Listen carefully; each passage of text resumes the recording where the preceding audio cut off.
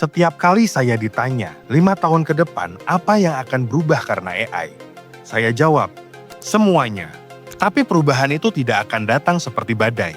Dia datang pelan, diam, tapi pasti. Di setiap pekerjaan, di setiap sekolah, dan di setiap rumah. Dan kalau kita tidak siap, kita tidak akan sadar kapan kita mulai tertinggal. Dalam 5 tahun ke depan, AI akan membuat satu orang setara dengan kinerja satu tim. Di perusahaan, posisi middle management, analisis data, copywriter, customer service, bahkan admin akan mulai digantikan oleh AI asisten yang bekerja 24 jam. Bukan dalam teori, tapi benar-benar terjadi.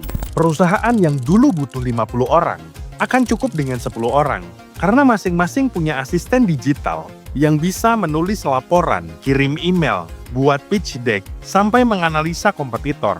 Dan itu berarti yang tersisa bukan orang yang paling rajin, tapi orang yang paling mengerti cara mengarahkan AI untuk bekerja.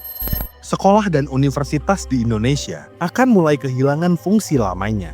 Karena anak-anak tidak belajar lagi dari buku. Mereka belajar langsung dari AI tutor personal yang mengenali gaya belajar mereka. Bayangkan, AI tahu kamu lebih suka belajar lewat video. AI tahu kamu cepat paham logika tapi lemah di hafalan. Dan AI menyesuaikan kurikulum untuk kamu sendiri. Pendidikan tidak lagi seragam. AI akan mempersonalisasi proses belajar anak-anak Indonesia. Dan sekolah-sekolah yang tidak beradaptasi akan tertinggal. AI akan jadi tulang punggung industri kreatif Indonesia. Bayangkan, generasi muda yang dulu cuma bisa posting video lucu, sekarang bisa bikin film pendek, musik, dan desain produk komersial hanya dari ide.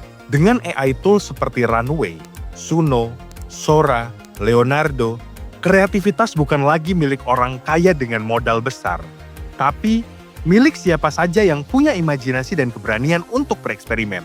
Dan disinilah peluang terbesar bangsa ini. Indonesia punya 100 juta generasi muda kreatif. Kalau mereka dibimbing dengan arah yang benar, AI bisa jadi mesin ekonomi baru yang mengubah kreativitas menjadi pendapatan, bukan sekedar konten viral. AI akan mulai masuk ke ranah pemerintahan, mulai dari pengelolaan anggaran, prediksi kebijakan publik, hingga deteksi penyimpangan data keuangan. Sistem ini akan jadi mata digital negara yang bisa membaca anomali lebih cepat daripada auditor manusia. Dan kalau diterapkan dengan benar, AI bisa menutup celah korupsi bahkan sebelum ia terjadi. Kita belum sampai di sana, tapi tanda-tandanya sudah terlihat. Pemerintah mulai bicara soal GovTech, Smart Governance, dan Open Data. AI tinggal jadi katalis yang mempercepat semuanya. Dan ini yang paling penting. Dalam 5 tahun ke depan, AI akan menciptakan generasi super individual. Satu orang bisa punya asisten riset, desainer pribadi, penerjemah real-time, konsultan bisnis, bahkan AI agent yang bisa bekerja di internet 24 jam. Itu artinya, kesenjangan antara orang yang paham AI dan yang tidak akan seperti jurang antara dua generasi. Bukan berarti semua orang harus jadi programmer, tapi semua orang harus belajar berpikir dengan AI. Karena di masa depan, yang tidak bisa mengarahkan AI akan diarahkan oleh mereka yang bisa. 5 tahun ke depan bukan tentang siapa yang punya uang paling banyak, tapi siapa yang paling cepat beradaptasi. AI bukan cuma tentang efisiensi. AI adalah pergeseran peradaban. Dan kalau Indonesia mau memimpin, maka generasi mudanya harus berhenti jadi penonton dan mulai jadi pemain. Kita nggak butuh semua orang jadi ahli AI. Kita butuh semua orang melek AI. Karena masa depan bangsa ini tidak ditentukan oleh robot, tapi oleh manusia yang tahu bagaimana menggunakannya dengan bijak.